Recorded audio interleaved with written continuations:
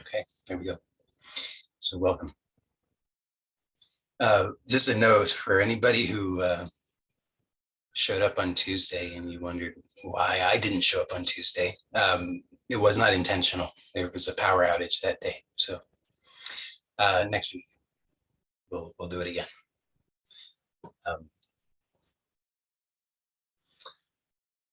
So, it's always good to start from the basics. So what is this meeting? This meeting is called Relaxing the Health, Wealth, and Happiness. So how is that possible? That is this just a tease? Is that all it is? Just to entice you to show up?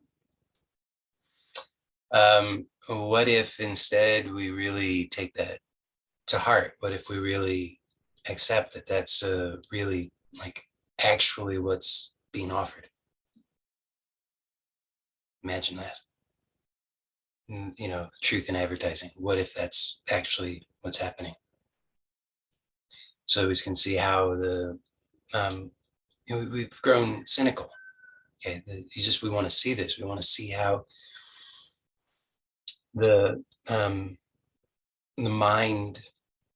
I want to be clear about a couple of things. I use the word mind, but I just want to be clear that A, the mind is not the enemy, and B, the mind doesn't even exist.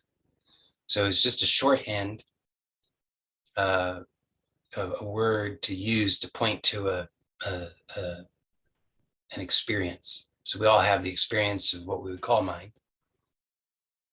And so I'm just using that word to point to that experience. But, the mind is grown cynical. So it's working hard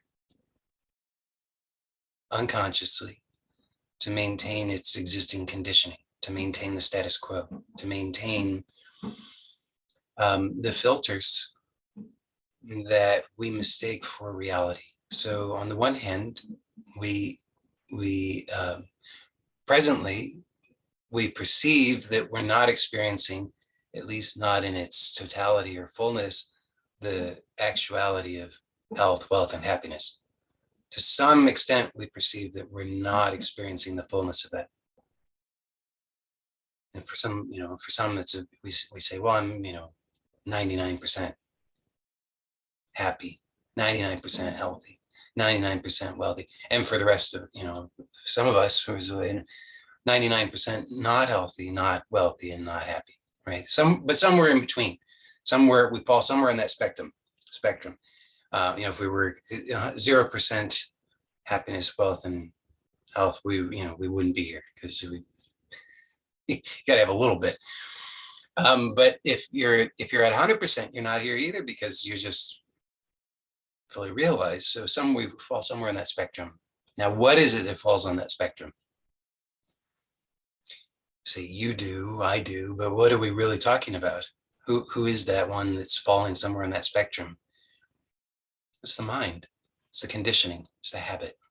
Okay.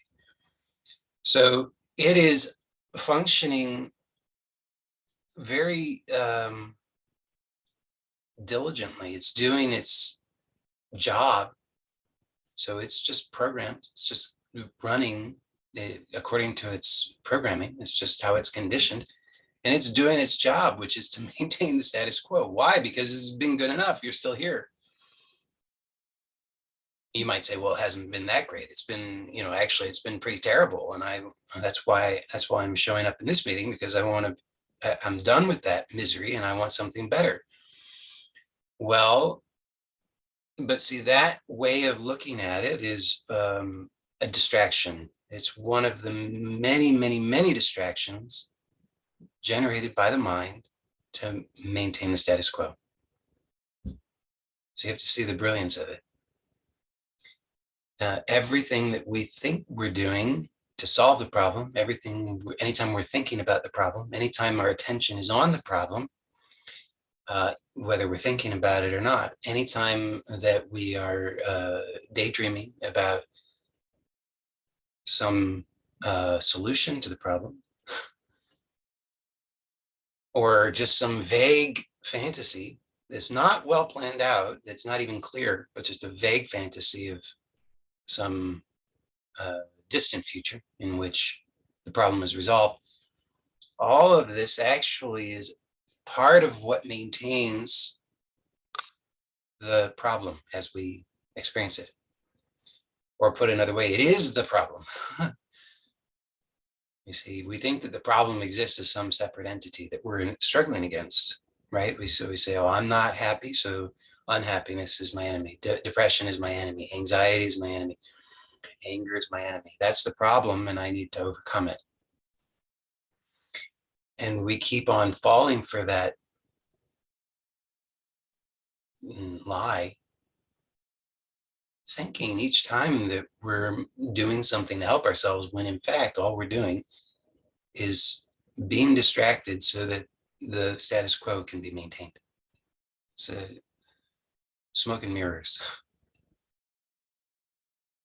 So we need to get clear on how it is that this invitation is offered to relax into health, wealth, and happiness, and how we so quickly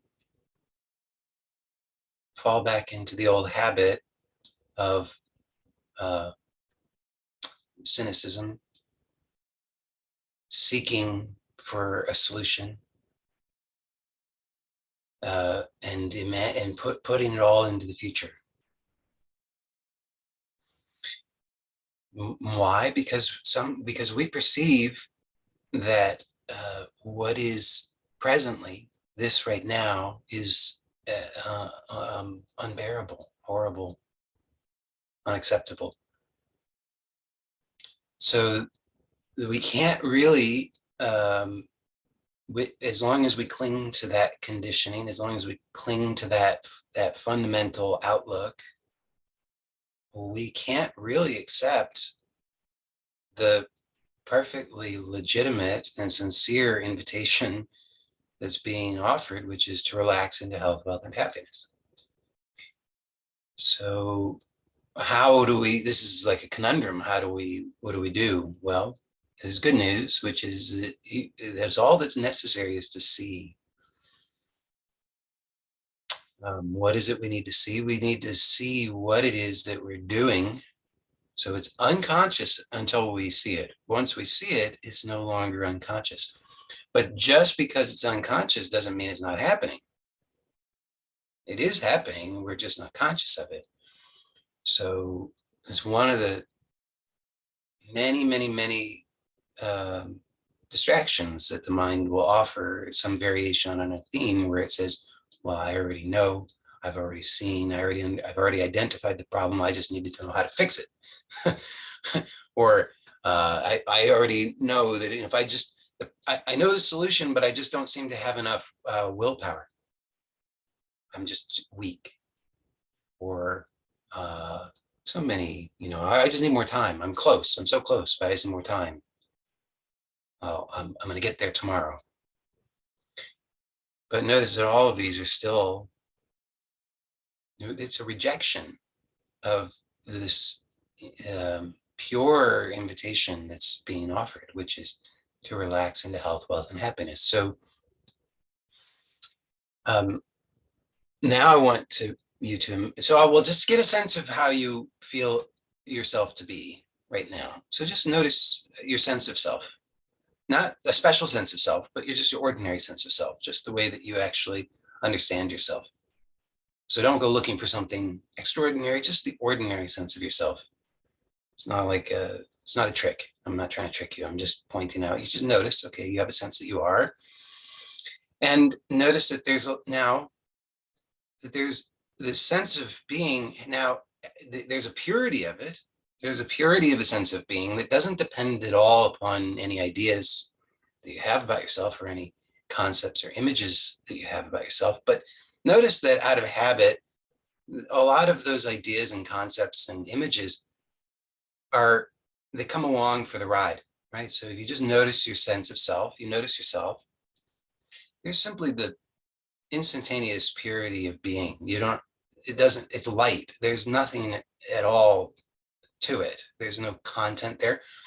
But then notice how quickly all of that stuff comes along. You have a sense of yourself as you think of yourself, as you understand yourself, as you out of habit you understand yourself to be. So that's there's story and there's sensation and there's habits of how you, the postures, subtle postures of how you hold yourself. Because if you know, understand this, you know, if you didn't hold yourself in the postures that you understand yourself to be you, if it was some completely different posture, wouldn't have to look different necessarily on the outside, but this feeling of it would be different. How would you know that you're you? What would alert you to the fact that you're you and not someone else? We depend an enormous amount on how we hold ourselves, the subtle ways in which we hold ourselves, the gripping, the ways in which we subtly are holding something. Okay. And notice though that that's all added on after that first instantaneous recognition of I am. So I'm not trying to, I'm not giving you instructions on how to do anything. Please understand. I'm not saying you should do something differently. Because anytime, notice how quickly we leap to that. We try to understand what's being said, and then we want to know, okay, but what now? How do I do something with that? How do I correct? Right? We're always looking to correct. But see, every time, your whole life has been about correcting. And this is innocent. It's not like that, oh, shame on you for trying to correct. Like, this is built into the system. It's we're automatically trying to correct so that we can, I think you can understand it this way, that built into the system is this sense that, well, if I'm still here, then something is going well, right? Something's going well. Something, I'm not so far off. You know, if we understand, there's kind of like there's this, let's imagine it's like life is like like uh like a river, or like a, you know, a stream. Okay, so it's just gently, imagine gently flowing. And so, you know, there's movement to it. It's not static. It's not held in some static position. There's a flow to it. So we can understand actually ourselves to be that, because that's our most you know, that's the most accurate sense of ourselves. But notice that there's part of this process is that there's a kind of like navigation system built into us, right? So it's like, okay, you know, all's well, going this way, and then but something's changing. So now we're kind of going this direction. Well, so we're just having to kind of gently keep on track. You know, it's just gentle, like steering, just a little bit, just a little bit. So we're getting feedback, and that feedback helps us to modify ever so slightly. And this is, you know, this is built into the system. You look at, you know, in terms of this organism, if you find, I find the story of evolution to be a useful metaphor. Okay, I don't need to say that it's literally true. It may or it may not be, but it doesn't really matter. It's a useful metaphor.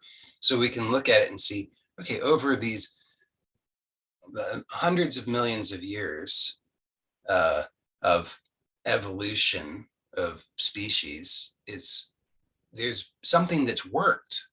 And what has worked has been whatever it is that's still here has survived. It's been successful. So we don't want to deviate dramatically from that, right? If you deviate dramatically, it might go very badly for you. So you don't want huge deviations. You want just minor things, minor, just minor navigational modifications. Okay. So we are, this works very well, obviously, because here we are. But then you might say, but it doesn't seem to be working all that well because, yeah, I'm here, but I'm miserable. Maybe not you, maybe just me. But then we want to see, okay, this everything has vulnerabilities. So here's something that's working well because here we are. I mean, we can't deny that we're here, right? And that's no small thing. I mean, like you didn't. There's a there. You know, in a sense, there's two possibilities in regard to being here. You're here or you're not here. And you might say, well, yeah, whatever, who cares? But that's a big deal. You're here or you're not here, and so you're here. That would count as far as wanting to be that you're a success. A lot of people are not here, so you're here. You're a success in that regard.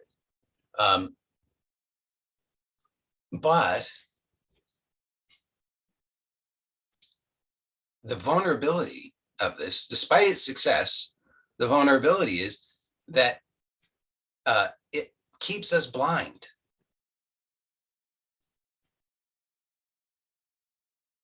So it's not bad, but we just want to recognize that this is the vulnerability. Everything has a vulnerability.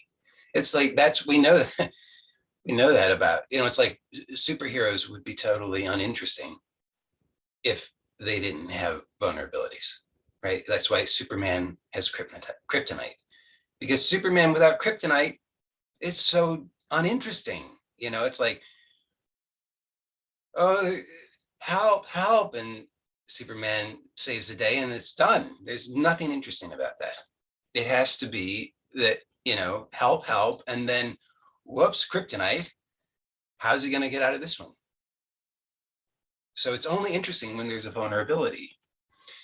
This is just true in this world, in this phenomenal reality. So there's the superpower, and the flip side of the superpower is that it comes with a vulnerability. So our superpower is that we have the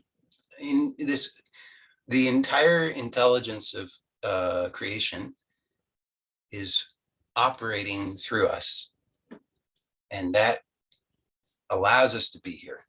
It's no small thing. It's enormous. But the kryptonite of that is that it operates to keep us blind. So this now, when we see this, I'm taking time with it because it might seem like a small thing, but it's actually it's very powerful. So you need to see it, right? So I'm just inviting you to see it. I'm not saying you should change anything. I'm just saying see it. Why? Because if you notice the tendency to want to change, that tendency to want to change is coming from what? It's coming from your superpower, which is unconscious. You don't have to beat your heart. You don't have to do any of these things. All of that is happening at an unconscious level. So everything, every impulse to correct is arising from that.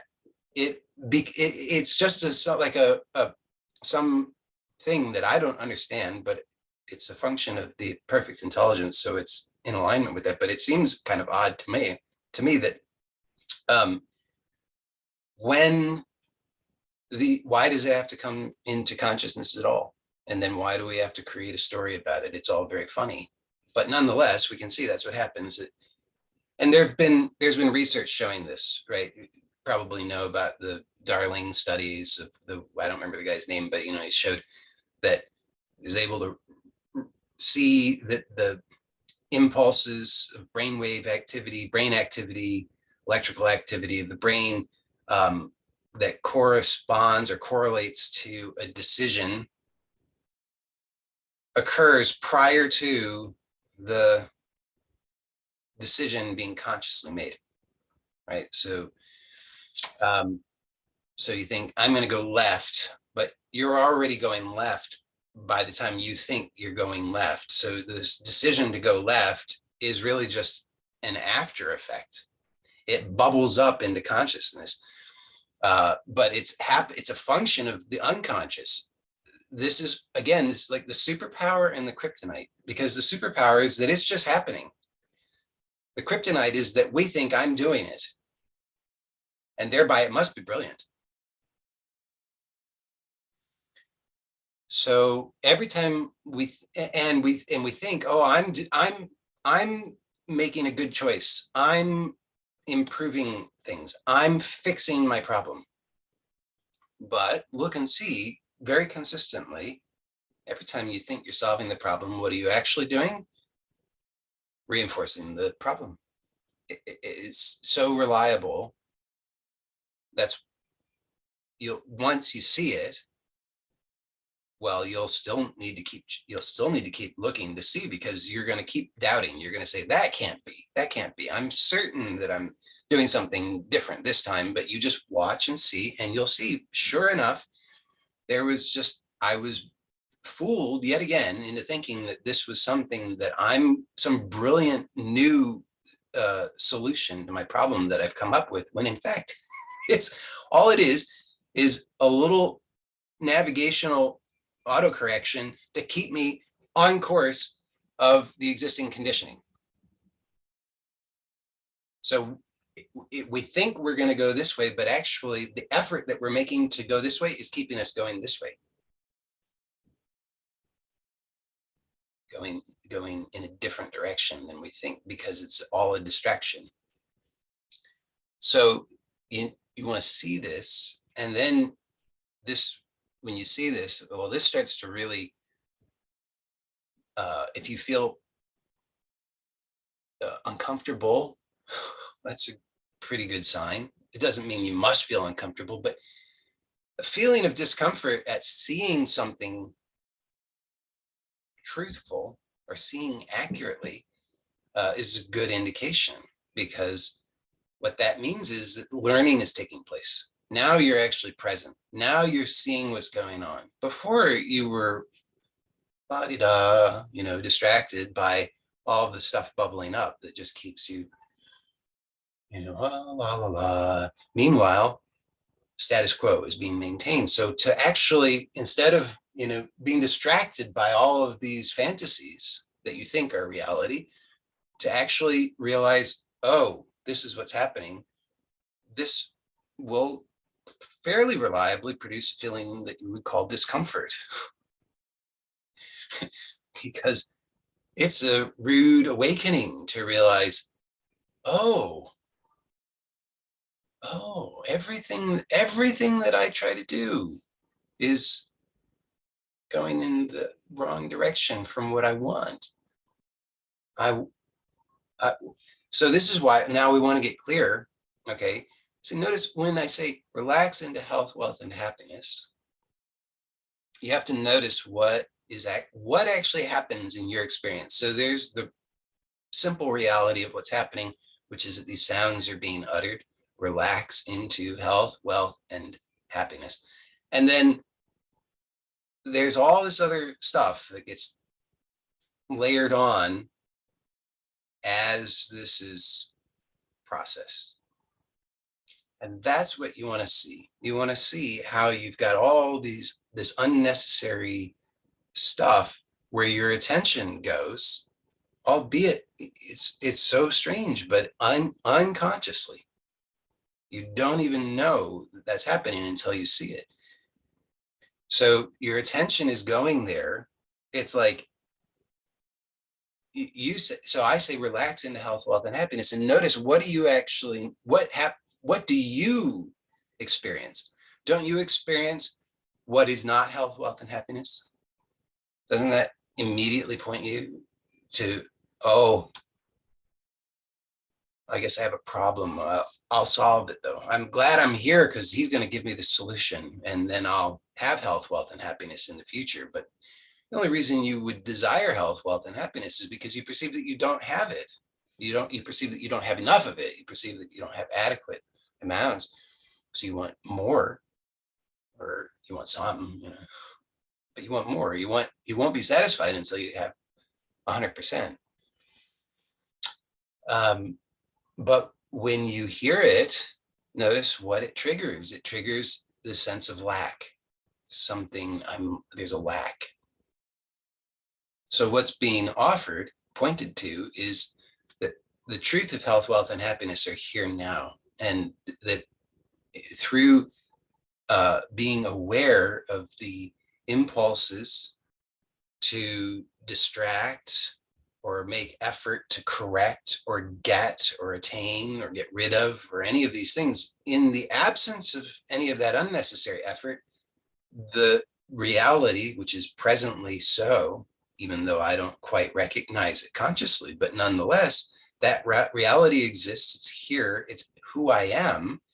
And in the absence of the distraction, it becomes crystal clear that I am this, and thereby nothing else is needed. So it's actually simply, purely, exactly what the invitation says: relax into health, wealth, and happiness. I could add to that: relax into health, wealth, and happiness now. Period. But you see, we see, you have to see the conditioning that's provoked by this. So start trying to figure it out, think about it. And this is what all of that stuff in the mind is a byproduct of the unconscious maintaining the status quo. This is why the mind's not bad. It's just that when we're putting our attention on the mind chronically, then we can be fairly assured that we're just going to get more of the same, no matter what we're thinking. See, because the thoughts are all secondary. That's the point, is the thoughts are, we think the thoughts are creative.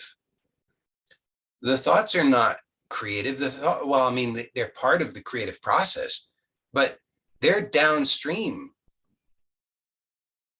They're too far downstream. You need to get before the thought.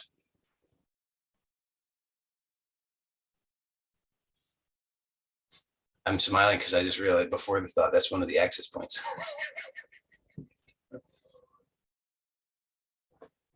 It's good one. You got to get before the thought. Well, I mean, that's not hard, because let's see, even that, you see, before the thought. And note, do you see how the mind then says, okay, how do I get before the thought? How do I do that? Well, hello, mind. Let me explain it to you, mind. You are a thought. You cannot get before a thought. So you're off the hook, mind. You can relax.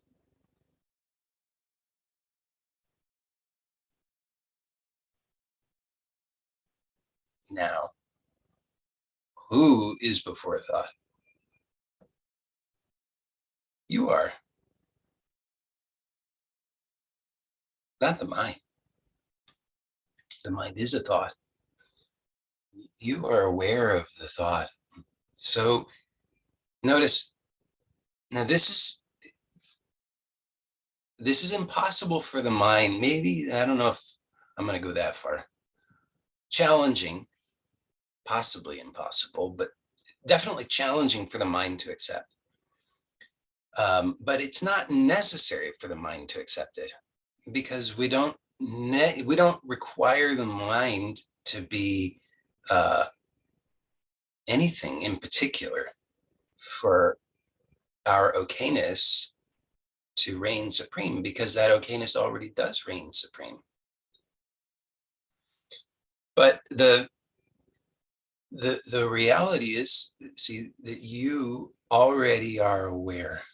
We've heard this how many times? 10 times, 100 times, 1,000 times, and some of us 1,000,000 times. But have you really heard it? No. If you really hear it, then you see, you look where is being pointed to. But if you do anything else, then you look to the mind again. So hear it and really receive it, that you are aware. So notice what that's pointing to. Just say, just say silently to yourself, I am aware. And then obviously that's a thought. Yes. So you're not giving attention to the thought, or rather not where the thought is pointing to, uh, where it's directing. It's like it's moving somewhere, but you're seeing where it's coming from. Okay. So the thought is, most of the time there's a thought and we just sort of follow it, mesmerized. Ooh, thought. And the and then we get into all these relationships, dysfunctional relationships with thought, because we say, oh, thought's my enemy. Ooh, thought's my enemy. And now we're going to go to battle with thought, and it's just another thought. It's going to go to battle with thought, but we're just, ooh, look at all these thoughts. But the thought's not problematic. Thought's not the enemy. Thought's not, no, there's no problem with the thought. The thought is our ally. The thought is our friend. The thought is wonderful. Because why? Because it's pointing us to its own source. So it's just a matter of how we're looking. Most of the time we're asleep and we're just mesmerized. And what we want to see why. So this is an important point, because otherwise what happens is we fall back into the same trap and we say, oh, I think I understand. I think he's saying that I should just notice where the thought is coming from. And you maybe catch a glimpse of that, but then you fall back into this same trap. Looks like a different thing, but it's the same trap where you say, oh, I did it, but I don't seem to be able to sustain it. Oh, I had a glimpse, but why is it not happening now? But see, what is happening is that you're giving attention to the thought, right? Because the thought comes and it says, I'm not having the right experience now. And you say, yeah, that's right, I'm not having the right experience. And it's so, we fall for it so many, it's, oh my goodness, it's like, again, as I say, we have to have respect for Maya, because if we don't, we're fools and we will be lost in her web. But when we instead have respect, when we really understand, this is not my enemy, this is my great ally, then we have a better, more accurate, more truthful relationship that helps us. So that when we have the thought, oh, I'm not having the right experience, we realize, yes, and I'm aware of that thought. Nice try. But see, I'm aware of that thought. Thank you. So at first we think we just understand it all wrong. We think that all of it is, okay, I've got to take in this information so that I can know what to do. And then I'll try really hard. I'll do it. I'm going to be the best doer. I'm going to do it so well. And I'm going to really change my life this time. Not like the billion other times before, but this time I really mean it. I'm really going to be a big success this time. Okay. So we just want to see it, and we see the impulse to do. Now, why the impulse to do? Because you have to understand, again, that this is what we're coming up against, is a function that is our superpower, or one of our superpowers. But so it's what has allowed us to be here. Everything that has, all of the mistakes, all of the pain, all of the suffering, was essential for this right now. See, nothing can be left out.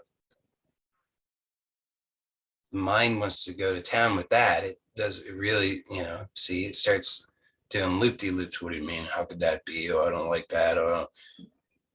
But all you have to do is just notice that, see, there's more, and I'm aware. But this is a function that has allowed us to be here. What do I, just so I'm clear about that, I want to be clear about what that means. It means that that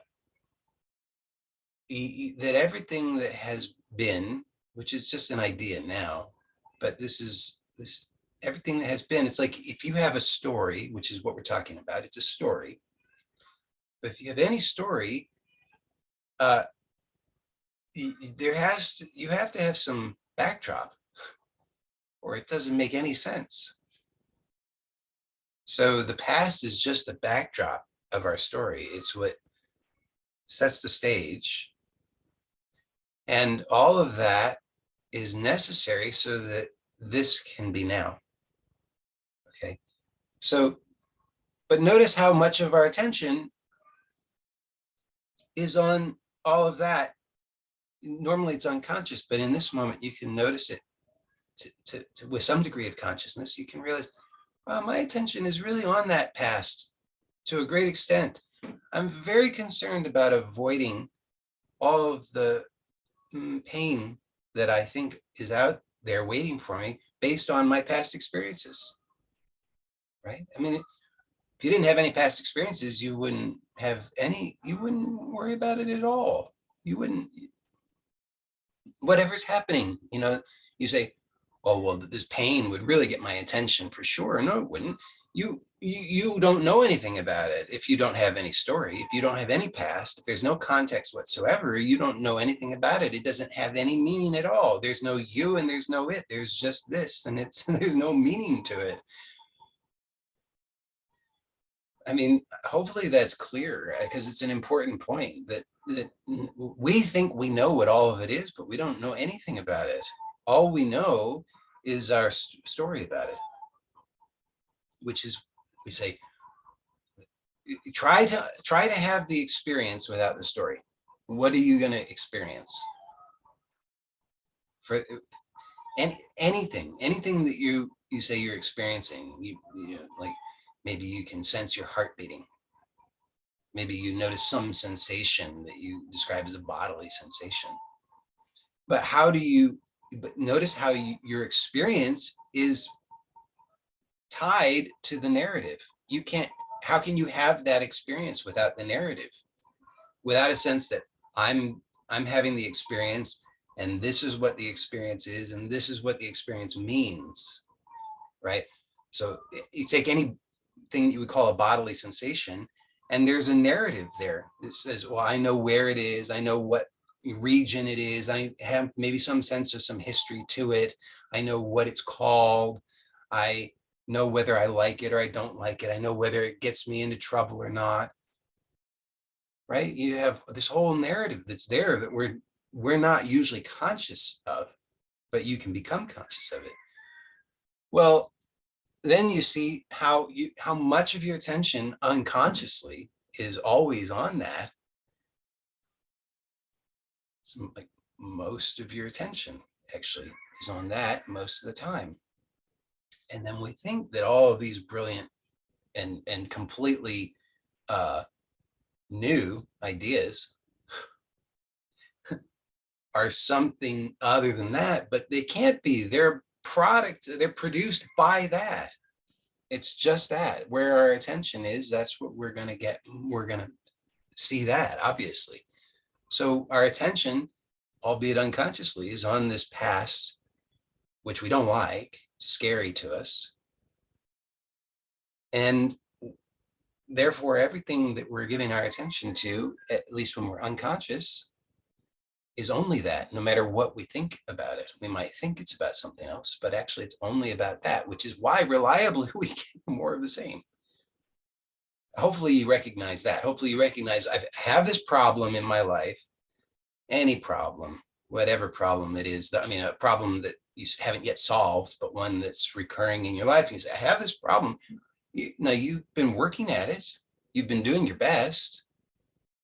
You've tried lots of ways to improve it. You tried avoiding it. You tried overcoming it. You tried going around it. You tried going under it. Try all these various strategies. I'm going to outsmart it. So many strategies that we've tried, and yet the problem is still here, worse than ever. So we'll come up with so many more plans that we'll think are brilliant, or we'll think have promise. And in a sense, some of them might, but here's the other thing is that we have to see this also this thing of, okay, I'll just, I'll try this brilliant plan. Well, that one's not giving me the results, so I'll try this brilliant plan instead. And that one's not giving me results, so I'll try this one. And then we get to some point and we say, I've tried them all. I've tried them all. None of them work. You think the plans don't work? The plans that you never tried it, you never gave them a chance. Because actually, the real truth is that any one of the plans, if you let it, it's a gateway to take you to this, which is the only real remedy. The only real remedy is the clear seeing. So we start with whatever is here, whatever the current understanding, whatever the current plan, the current strategy, whatever's presenting itself, this is where we start. We don't have to go searching somewhere else. This is good news. We start right here, right now, this exactly as it is. And you see how much the mind wants to exempt itself from that. It's like, you don't mean right now. You mean 5 minutes from now. You mean once I've prepared myself. You mean once I'm feeling better. I just really don't feel like it right now. I'm not feeling my best. I guess I'm kind of tired today, once after I have a nap. Or I'm just having a rough day. I don't know, woke up on the wrong side of the bed. I don't know what it is, the weather. It's this, you see, this is what we're doing. Our attention is constantly on all of this nonsense. And we get more of the same. So what's the solution? The solution is to stop making any exceptions. Don't exempt yourself. You just have to say, I've had enough. This game isn't working out anymore. I'm not liking it. So I'm really committed to stopping. And no matter what, I am resolved to staying before the thought. It's not that I have to stay before the thought, but just because I am before the thought. But I am resolved to telling the truth about that. And then you have to see how even that becomes, well, okay, great, I'm prepared now. I'll do that. It's a new strategy. But it's not, it has to be understood correctly. It's right now, this right now, no exceptions, that nothing is exempted. You can't put it off until 5 seconds from now, 5 minutes from now, 5 days from now. It has to be right now. It has to be this exactly as it is, exactly as it is. Because you have to see that every time you fall for the same distraction, which says, okay, you got a good plan now, we'll execute that, get some results. Every time, what happens is you find yourself worse off. And then you make this mistake. It's one of the most common mistakes, is then you say, well, it's really bad now. I mean, you can't expect me to accept this. Once I get out from this mess, then I'll do it. Then I'll relax into health, wealth, and happiness. Then I'll do it. But I've really made a mess of it now. well, we don't even usually say that. It's like, well, I was trying so hard, tried so hard. But everything's out to get me. Poor me. I never get a lucky break. The interesting thing though is, and this is in line with the theme from Monday, talked about that I'm 100% responsible for my experience. That when we see this tendency to blame everything and everyone and not take responsibility, we are becoming aware. So it's uncomfortable, like I pointed out, you're going to feel uncomfortable when you see, oh, I'm responsible. Oh, I'm doing it. Oh, it's not anything else or anyone else. It's not. You see how many excuses we make? We say, oh, it's because I made that mistake. It's because it's my parents. It's because of how I was born, the circumstances I was born into. If I'd only had better parents, if I'd only had better circumstances, or it's because of that thing that happened to me, that other person did. It's uh, because I just am unlucky. It's because life is just miserable and hard. It's just a fact. And so many excuses that we make. And what are we really excusing? We're excusing not taking responsibility. Now, if I'm not going to take responsibility, I have, at the very least, want to start by, if I'm not taking responsibility, it means that I haven't seen clearly yet. See, this is, when I say take responsibility, it doesn't mean, it's not a doing. You can't do that, but you can see the truth of it. Once it's seen, then it just happens, just is. But you have to see the truth of it. You have to see, I am responsible. It's not something I have to do. It's just the reality. And that every time that I have blamed, or anytime that I do blame anything or anyone, I'm lying. And that lie hurts. So this is such a powerful insight, because then you realize, oh, wait, that means it, well, it doesn't logically follow, but it actually is true that every time that I'm hurting, I'm lying.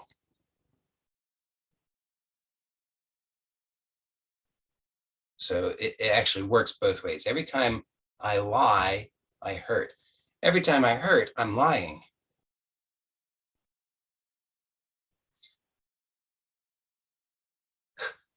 So what does this mean? Well, it means, see, far from pain or hurt being the enemy, which is what we think, right? We have to tell the truth, right? I mean, like, pain is my enemy.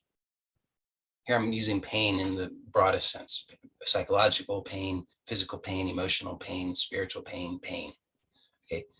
We think that's the enemy, right? I mean, if that was gone, then I'd be okay. So I just need to get rid of that.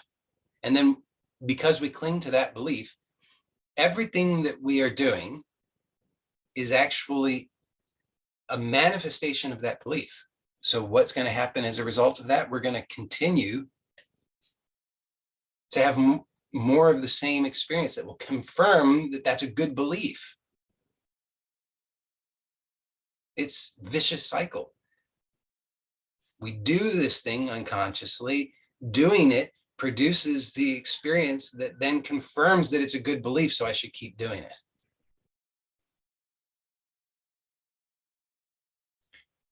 Well, the more accurate way to understand it is, and a much more useful way to understand it is, that pain is not my enemy, pain is my ally. Pain is my feedback. Did we talk about this on Monday? We talked about it in the Wednesday group for sure, that there's a a feedback, there's a loop. Okay, so there's sensation or perception, experience, and then there's action. And the action and the perception, okay, they are one. They're like two sides of the same coin. They work together. They are one thing, one process. You can't separate them. You just think about this. You can't have any action without some kind of perception. Sort of like if a tree falls in the forest and there's nobody there to hear it, does it make a sound? Okay, if there's no perception, then there's no action. If there's no action, there's no perception. Okay, so they're one and the same, but we can understand them as sort of different aspects of the same thing.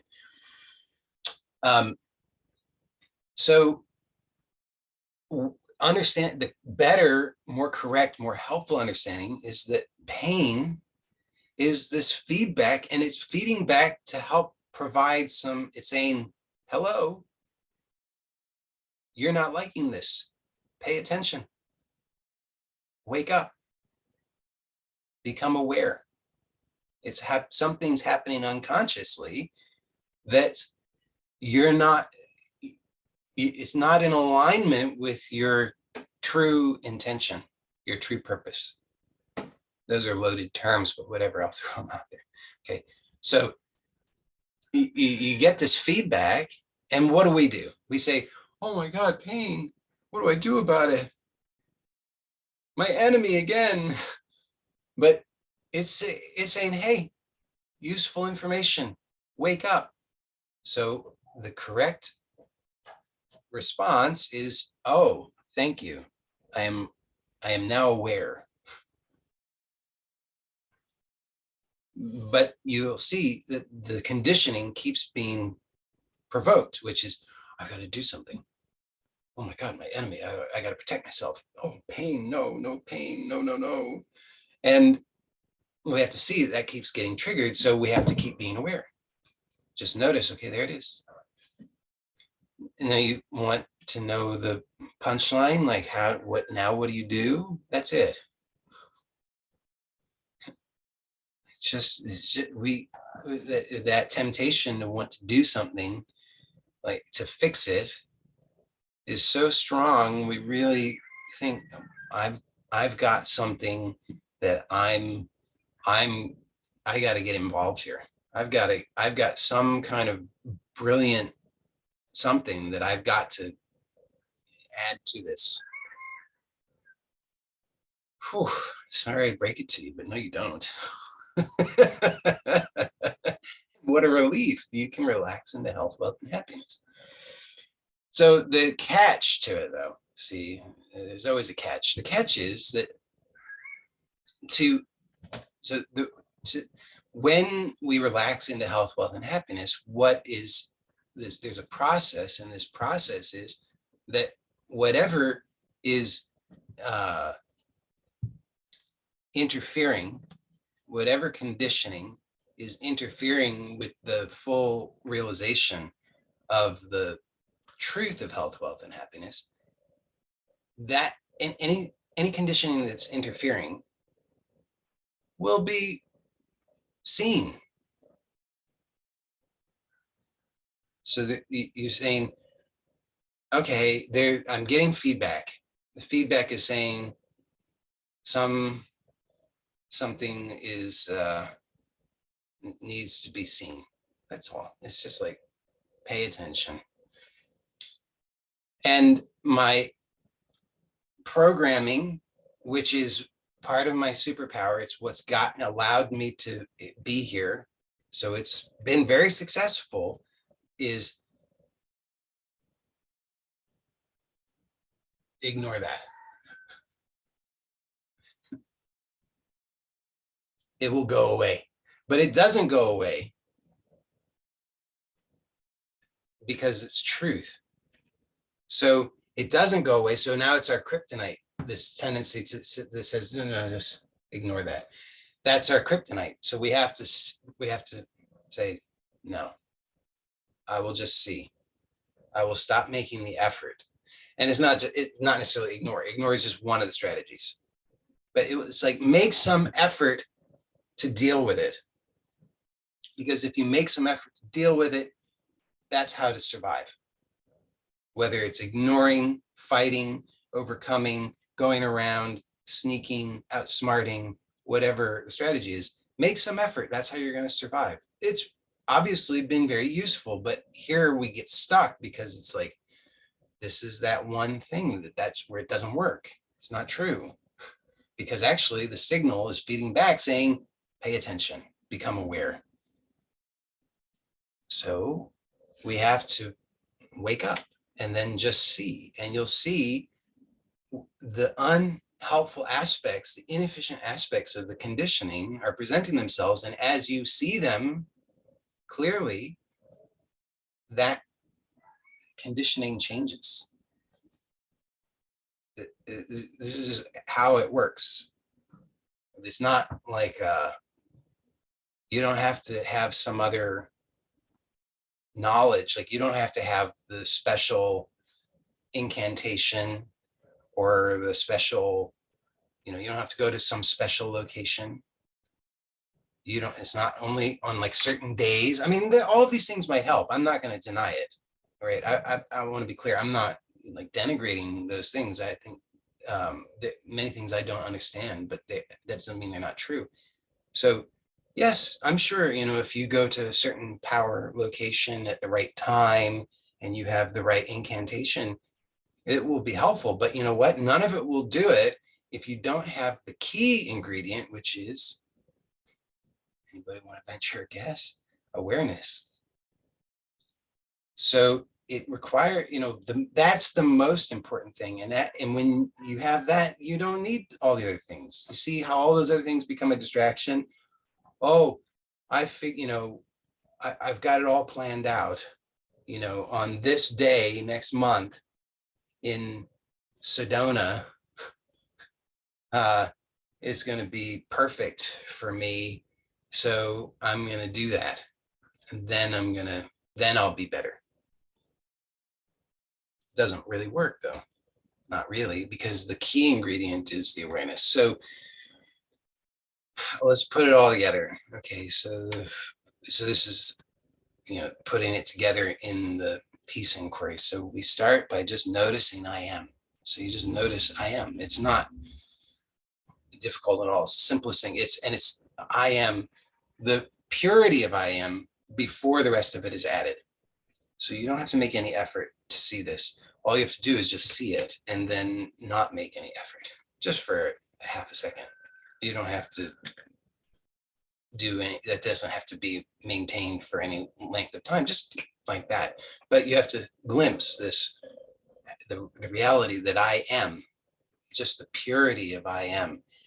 And in this glimpsing, you have to be able to then recognize that this truth that I am right now in this one split second, prior to the next thought, prior to the next action, prior to the next whatever, but just in this one split second in which it's just infinite, wide open, formless reality, that I am.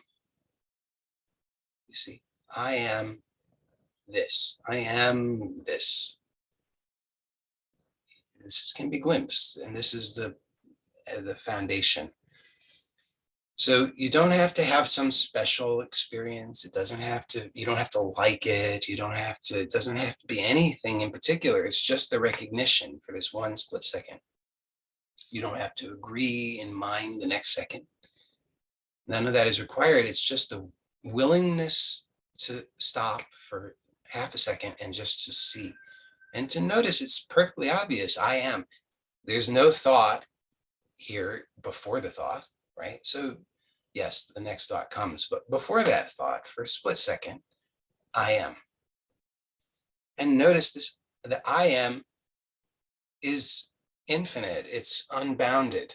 You see, this, we want to have the glimpse and then notice qualities of it. There's no form. There's no definition. There's no limitation. There's no war. There's simply unconditional peace. So this we want to glimpse. Then we just notice that we can imagine this unconditional peace expressing as my body, as my mind, as my emotions, as my relationships, as my life. Oh, so here's another thing. Let's add to that now. So that now this really hones it in, because it's good the other way. But if we add now, then see, you look and see what happens. This unconditional peace is expressing as my body, as my mind, as my emotions, as my life now. So now we don't, it's like, don't, it should be, you should be shown just like that in a flash, all of the objection, all of the conditioning, right? You have to be just alert and aware, watchful for it, but it's just shown to you in a flash and like a gestalt. Here's everything, the hardness, the rigidity, the fear, the reactivity that says no, no, not unconditional peace expressing as my life, my body, my mind, etc. right now. No, here's all the evidence. So we just want to see that. You don't have to analyze it. You don't have to think about it. Just notice that what I'm pointing to is occurring. And then again, you can just simply notice, you can just drop it all. You know, you just for one split second, make no effort. So you're not trying to get rid of anything. You're not trying to get anything. You're not trying to protect yourself. You're not trying to glorify yourself. You're not trying to do anything for one split second. And notice in this one split second in which there's no effort being made, that what is here, I am. You have to recognize this. None of the things that I think I am are here, but I am, right? In this one split second, there's no body, there's no mind, there's no emotion, there's no story, there's no pain, there's no anything, nothing. Before the next thought, before the next action, before the next phenomenon,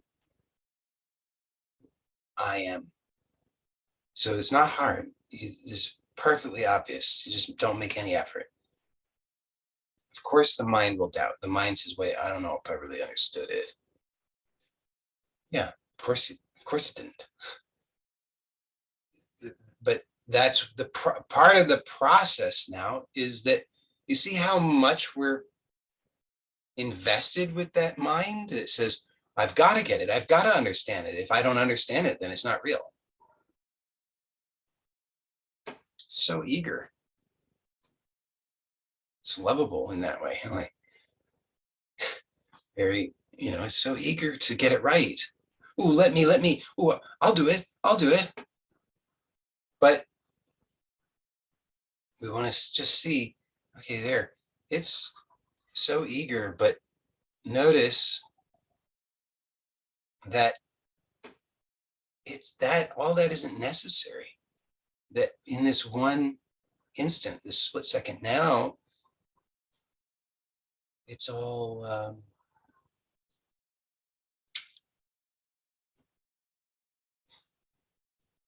it's just perfectly obvious. When I say it is perfectly obvious, the mind says, well, what do you mean it? You mean enlightenment? Ooh. No, it just that I am.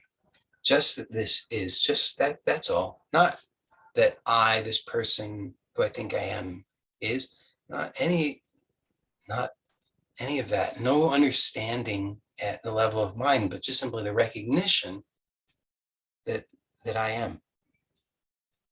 So this is perfectly obvious. Okay, so we just notice this and notice that this is unbounded, it's infinite, it's formless, and it's unconditional. See, it doesn't care. It doesn't. There's no condition. It doesn't say I am only if there are positive thoughts. I am only if there are positive feelings. I am only if, no, I am. And then whatever's added to it, I am is indifferent.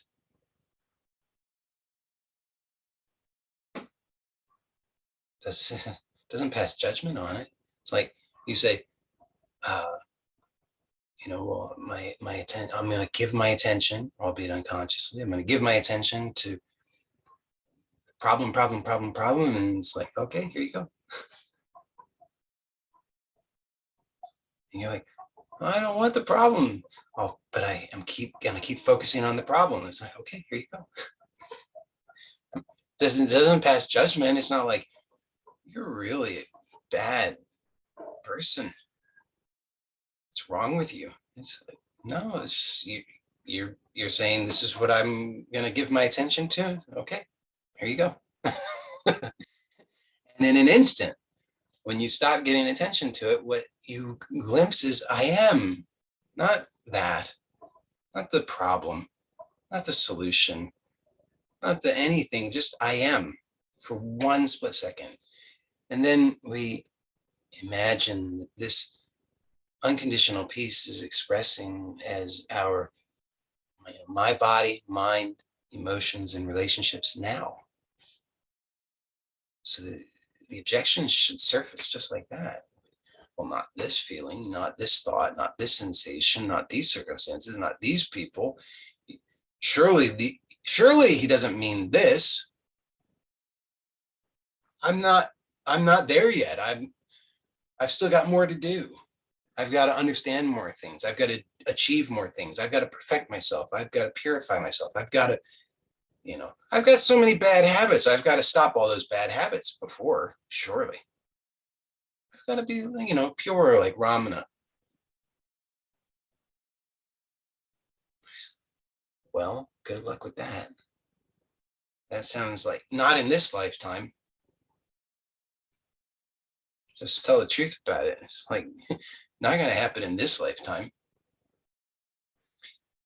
So, but the good news is this is totally unnecessary. So we just want to see it, and then you just see, okay, there's all the conditions.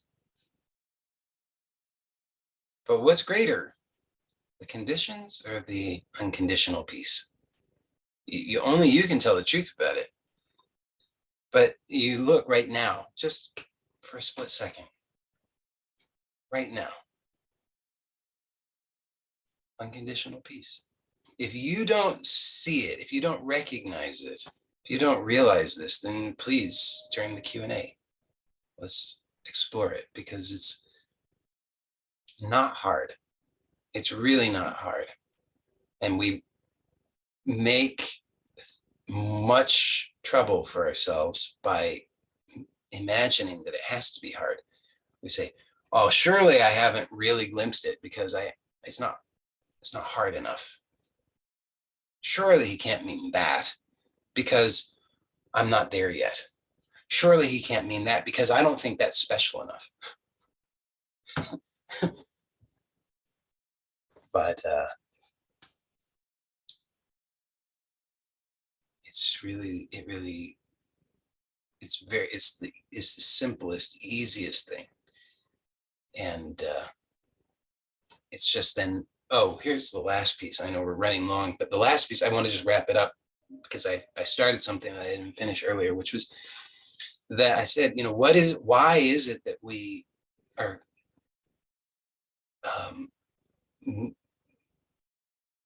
making this mistake over and over and over and over? Or is it just because we're stupid? No, it's not because we're stupid.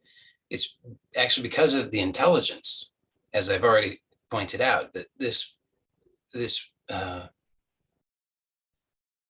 tendency is there because it's been a successful strategy for it has been a successful strategy, I would say, for all species through all evolution, even including for us individually up to a point. And up to what point? Now. And the mistake that we make is we think, well, if if it's always worked, it's going to work now. Not necessarily true. And that gets us into trouble. So then we have to wake up and see what is the mechanism that keeps us from waking up. So we have to wake up enough to see why is it that we keep going back to sleep. So take a look right now. And it's not hard. You'll see you're afraid. Right? You're afraid. You're afraid of failing. You're afraid of getting hurt. You're afraid of being rejected. All of these things. And all the strategies that we've employed were actually aimed, we thought they were very sophisticated, right? Because at the level of thinking, we have, it's a million different problems, it's a million different causes, but actually you look and see it's always the same simple process, which is I'm incompetent here and I feel afraid. That's it. I'm incompetent and I'm afraid. So we need, in recognizing that, then we have to see, okay, yes, I'm incompetent and I'm afraid. And those are just things that I'm aware of. Those are just things happening. When I can separate the charge from it and just see it clearly, then I recognize, yeah, that's what's happening. I'm incompetent and I'm afraid. So I'm very uncomfortable. And that's it. It's just that doesn't mean anything necessarily. I mean, the only thing we could say that it means is it just means what it is. It just means, okay, I'm incompetent. Now I have a choice. Do I want to remain incompetent? Well, no, because it's not working out very well for me. So I want to be competent. How on earth am I going to become competent if I avoid fear? You see, I am incompetent and I'm afraid. They go together. But every time I experience fear, I try to avoid it, or some other strategy that I've become habituated to. But I have to recognize, if I want to realize the actual gift that's being offered through this invitation to relax into health, wealth, and happiness, then I have to recognize that this fear is not my enemy. It's my ally, and it's showing me, here, this is just simply not useful anymore. There's some conditioning here. That's some beliefs that are not useful. Just see them and then be willing. We're really running long, but here's another one of the most common mistakes that we make is we want to be right more than we want health, wealth, and happiness. We are so committed to our failing narrative.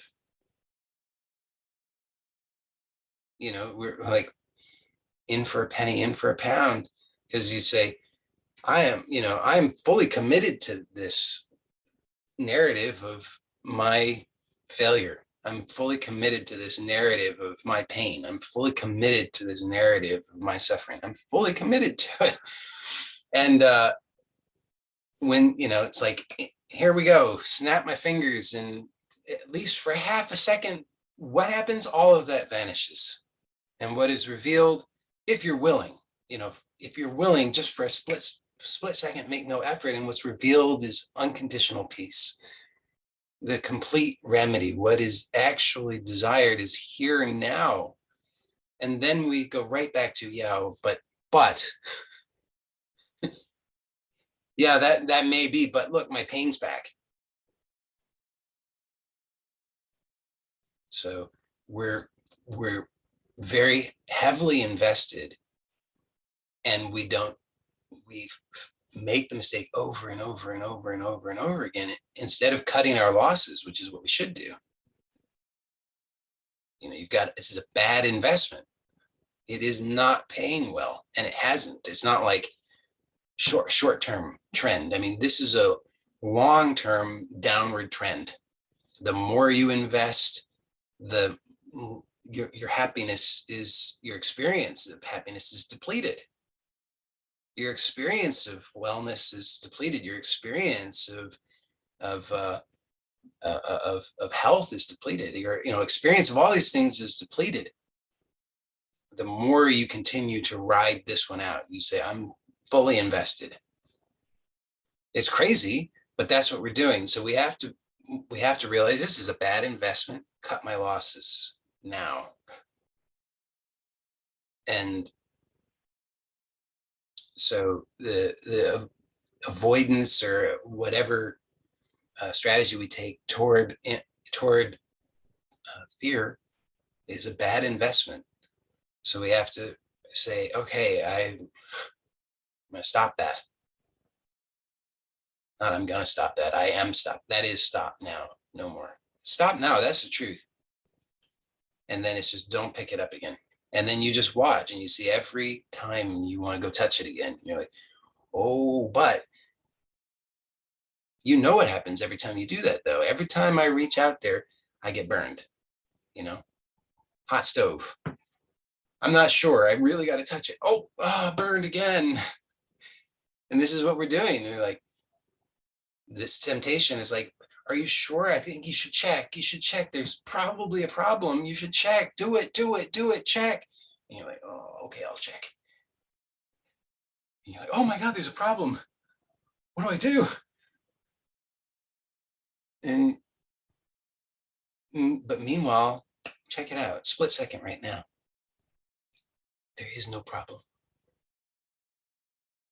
And then the mind says, yeah, but the problem's here every time I look. Yeah, of course, because you're looking to the mind. And that's the programming that's there in the mind. So the peace inquiry says, look, we don't have to say the mind is bad. The mind's not bad. The mind is just it's our vehicle. It's how we experience. You can't experience without a mind. So it is how we experience. It's our friend. We just have been abusing it. So we need to have a better relationship when we say, okay, I was insisting that you should be first. You're king. You're sovereign. Well, that's a mighty burden for something so dependent. It's not an independent reality. It depends upon the supreme reality. So it's like, it's insane. But that's what we've been doing. We're saying you're sovereign. So every time we're like, I got to check with the mind. Reality is like, everything's all fine. And you're like, oh, I don't know. I got to check with mind. Mind, how is everything? And mind's like, oh my God, there's a big problem. Big problem. So it's terrible. So, but we don't, then we say, oh, it's all the mind's fault. Got to kill the mind. Oh my God, no. That's like going from bad to worse. Instead, we want to say, look, oh, okay, I want to see reality. Okay, then you just see reality. It's like, oh, I am is independent, does not depend upon any thought, does not depend on any experience, doesn't depend upon anything. It is, I am. Now, we notice I am is supreme. It is prior to everything else. It is independent. It is continuous. It's reliable. It's always here. Everything else, mind is, here and there, comes and goes. Being is 100% reliable, always. It's the foundation, the essence. So this is recognized, but then the tendency to keep going, consulting mind is there. So all we're doing is weaning ourselves off of that. We've just got to see, wait, okay, I'm in the habit of going, hey, mind, how's everything? And poor mind, it has to report back, oh, boss, so bad. But you know, how's that going to improve? Not killing it's not going to improve it. And just denying it isn't actually going to improve it either, although you could do much worse than that. But instead, what I'm proposing with the peace inquiry is that we bring consciousness, conscious awareness, shine that light of being on the mind, which allows us to simply see. And in that seeing, what's been unconscious is conscious. When it's conscious, now now it can change. Now learning can take place. So just to make it clear, we start from the pure awareness of I am, just a glimpse, and then we just shine that on the mind. And we're not insisting that the mind must be pure or anything else. We're just what's there in the light of the supreme reality. In this process, it's exposed, not like ha ha ha, I've exposed you, but just coaxing it out, saying it's safe, you know, this safe space. You just let me see what you got. And the poor mind finally, at first it doesn't believe it. It's like, I know this is a trick. But you're consistent enough about it, eventually it starts to open up. It's like, oh, yeah, I've been pretty burdened by this here. It's like, I haven't known what to do with this. It's so painful here. And then awareness is like, oh, I'll shine on it. That's all that's needed. And then mind's like, I don't know, I'm not sure. So you should shine on that too, because all that is being that I'm not sure is more of the conditioning. It's the more we allow it, the more of a safe space we hold for the mind unburdens itself. It is holding everything tight to the vest because it's afraid, it's terrified. Yeah, you know, we have to give it a little bit of time and be encouraging, just like, yeah, you show me what it is that you've got, you know, show me what's so painful, show me what it is that you're struggling with. And it's not going to trust with the big stuff right away necessarily. It's going to be like, oh, I don't know, here, could you handle this? And if you're like, oh my God, then, you know, that's not good. You have to see, okay, then that reaction of, oh my God, that's just the next thing the mind is trusting with. So we just keep, yes, okay, I can handle that. Yes, I can handle that. Yes, I can handle that. Whatever you've got, I can handle it. I can just shine on it. And in that, it's unburdened. And then what is being suggested actually is realized that, oh yeah, bit by bit, what I understand myself to be, this mind, the conditioning, it is transformed, not because I'm making effort, but because I'm not making effort. Very much over, but useful clarifications, I think. So I'm going to stop this video, and then for those who are live, we'll stay on for the Q&A.